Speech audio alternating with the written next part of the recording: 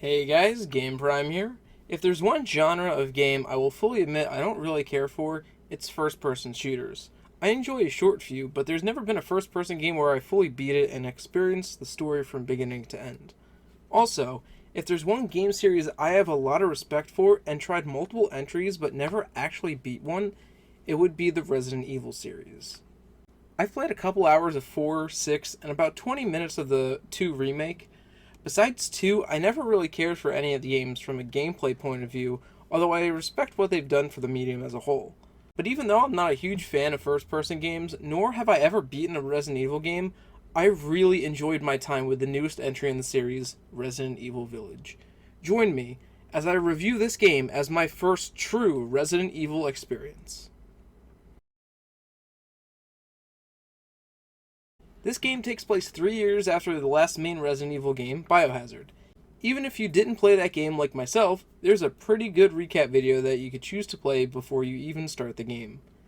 Like I just mentioned before though, Village takes place 3 years after Biohazard, and stars main character Ethan Winters once again as he and his wife Mia have settled down in Europe after being moved there by series mainstay Chris Redfield at the end of the last game. Now taking care of a newborn, Ethan and Mia prepare for life ahead. That is, until previously mentioned Chris and his soldiers invade Ethan's house, kills Mia right in front of him, and kidnaps his daughter Rose. Ethan is then abducted as well and quickly knocked unconscious. He wakes up to a vehicle crash and soon finds himself in a mysterious village occupied by very few living humans and a ton of werewolf-like creatures which are called Lycans. His journey to save his daughter starts here. Once again, coming from someone who had very small knowledge of what happened in 7, I understood this story very well and it did a great job of recapping the last game and explaining things to new players. By the time I was done with the game, I was very impressed with the writing and thought it was a very well written story that will definitely hold up great in the future. The Resident Evil series has always experimented and evolved with their genres over the years. From the first couple being a quote-unquote hallway simulator with point-and-shoot tank controls, to finally going full third-person shooter in 4, still with tank controls, to what I would say is modern third-person shooter controls with 5 and 6, to finally the newest genre of gameplay, first-person. Personally, out of all the genres this series has had, first-person might be the one that works the best. This series is also notable for being the first to hold the title of quote-unquote survival horror, and it lives up to that name 100%. You need to constantly search and explore every nook and cranny of every building you're in so you can get ammo, lockpicks, new weapons, and items to progress the story. Even though the game is pretty open and lets you explore a fair amount, it's not fully open world and is in some ways pretty linear. I never really got lost in the game, and always had a good consensus of where to go at all times. Explore every room, look for stuff in every room, that's about it. That's not a bad thing, however. I think the way the game was designed, it works perfectly and never punishes you for looking around and searching. After defeating enemies, some will drop treasures that you could sell to the Duke, this game's version of the merchant from Resident Evil 4, where you could buy new weapons, upgrade your weapons, and sell collectibles you find throughout your journey. I was cautious with spending my money throughout my playthrough, but had more than plenty to spare by the end of the game, even with doing some upgrades to my weapons. You will also need to manage your inventory in this game, as its inventory is very similar to that in Resident Evil 4. I never really had to worry about managing it besides one specific time, since I kept buying more inventory from the Duke whenever it was available for purchase. Another big part of the gameplay are the occasional puzzles that you will need to solve to progress, and sometimes that requires you getting a specific item, observing said item, and figuring it out from there. You'll always have your map available to you as well, so you know exactly where you're going and where you can track down more treasures to find and sell for a lot of money. Of course, you will also have your occasional boss battle, which in my opinion, all of them are very well designed and are pretty fun, even if they challenge you just a little bit. All in all, the gameplay of this game was very satisfying, and I honestly don't have any complaints with it. That, to me, is a very high praise for a first-person game, since I usually just don't enjoy them. Resident Evil Village runs on Capcom's RE engine, which housed previous games like Devil May Cry 5, the Resident Evil 2 and 3 remakes, and Resident Evil 7 Biohazard. This engine is insanely impressive and looks great on PS5, although there was one problem with it, and that is the draw distance.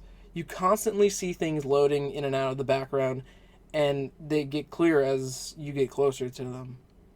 It's not really that big of a distraction, but it is very noticeable. This is probably due to the fact that it was primarily developed for last gen, although the new gen versions are available.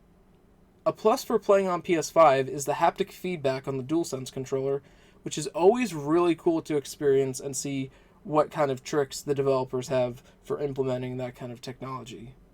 Also, with the DualSense, it has the adaptive triggers when you play with a specific weapon, like a shotgun or a sniper rifle.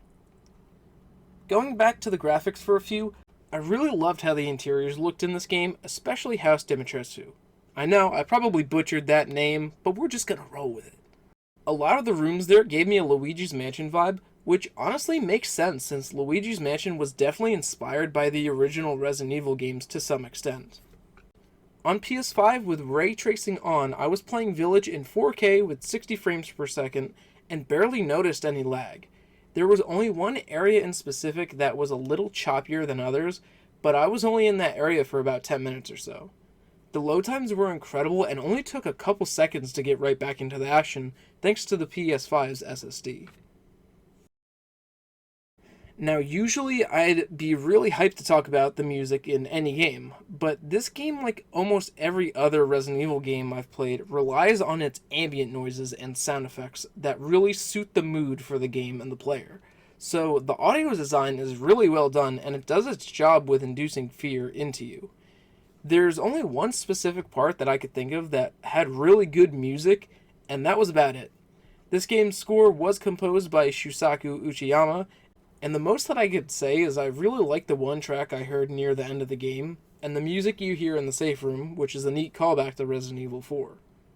Besides that, I will praise this game's audio design for being very well done and doing its job by making the player feel something while they play. I was very impressed with Resident Evil Village. From the intriguing story that made me want more by the end, to the fun and tense gameplay, this game was a treat. I didn't think I would enjoy this nearly as much as I did, and to me, it's the best Resident Evil game made so far. I will for sure go back and experience some of the other games like the 2 and 3 remake, and finally go and experience 7 so I could see firsthand how Ethan and Mia's story started.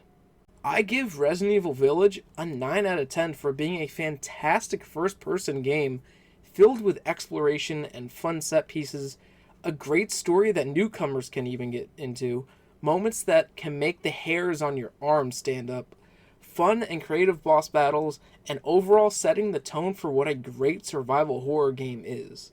With the only problems being the weird draw distance issues and lack of music, even though the audio design was overall fantastic. Even though I already respected and liked the series, Resident Evil Village made me a Resident Evil fan. I cannot wait to see where they take the story next, and I will be on the hype train for the eventual Resident Evil 9 on day 1. Thank you all for watching this review. I know this game is a wide left turn out of the usual games I enjoy, but this was a ton of fun to jump into. I hope you all will give it a try too if you think you'd have some fun with it. Let me know what you think of Resident Evil Village in the comments below. Subscribe for more reviews in the future, and don't forget to check out my multiplayer channel, 4Player Gamers, where some of the footage for this review actually came from, and we just started a playthrough of Resident Evil 4, so I could experience that story for the first time as well. Thanks for watching once again, guys, and I will see you all very soon.